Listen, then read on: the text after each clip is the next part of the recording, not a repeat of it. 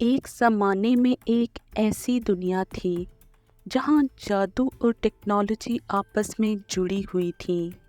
وہاں تیرتے جزیروں کا ایک شہر موجود تھا جسے سمن آباد کہتے ہیں۔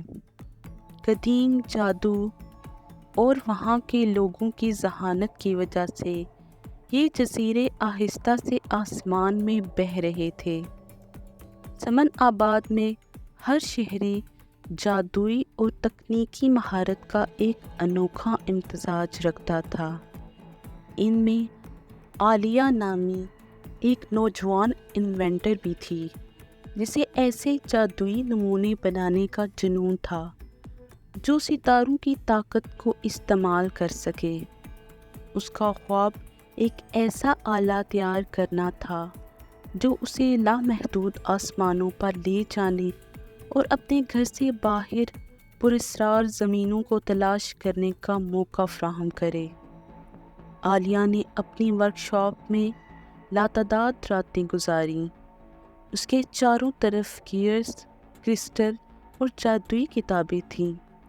اس کے ہاتھ ہر وقت مصروف رہتے تھے، بے شمار اجزاء کے ساتھ چھیڑ چھاڑ کرتے تھے، جبکہ اس کا دماغ جادو اور مشینری کے دھاگے کو ایک ساتھ جوڑتا تھا۔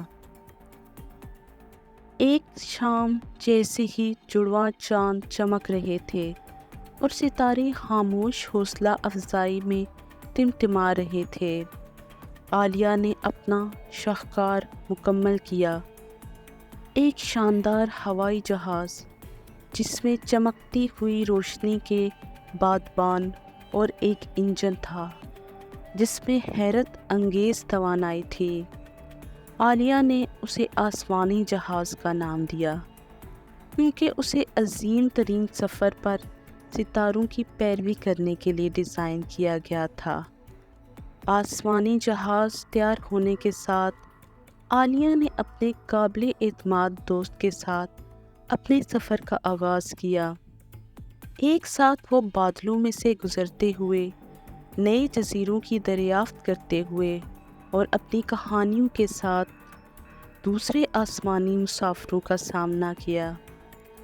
جب عالیہ سفر کر رہی تھی تو اسے ایک ابھرتے ہوئے خطرے کے بارے میں پتہ چلا، ایک انجانی قوت جس نے سمن آباد کو زندہ رکھنے کے جادو کو ختم کرنے کی کوشش کی۔ اپنے گھر کی حفاظت کے عزم کے ساتھ عالیہ نے آسمانی مسافروں کو متحد کیا اور آسمانی جہاز کی طاقت سے انہوں نے اندھیرے کو دور کرنے کے لیے ستاروں کی روشنی کی ڈھال بنائی۔ جنگ شدید تھی لیکن آخر میں سمن آباد مضبوط کھڑا تھا۔ اس کے جزیرے پہلے سے کہیں زیادہ روشن تھے۔ عالیہ ایک لیجنڈ بن گئی جسے اسٹار نیویگیٹر کے نام سے جانا جاتا ہے، اور اس کی کہانی نسلوں تک سنائی جاتی رہی، جس نے دوسروں کو ستاروں اور اس سے آگے تک پہنچنے کی ترغیب دی۔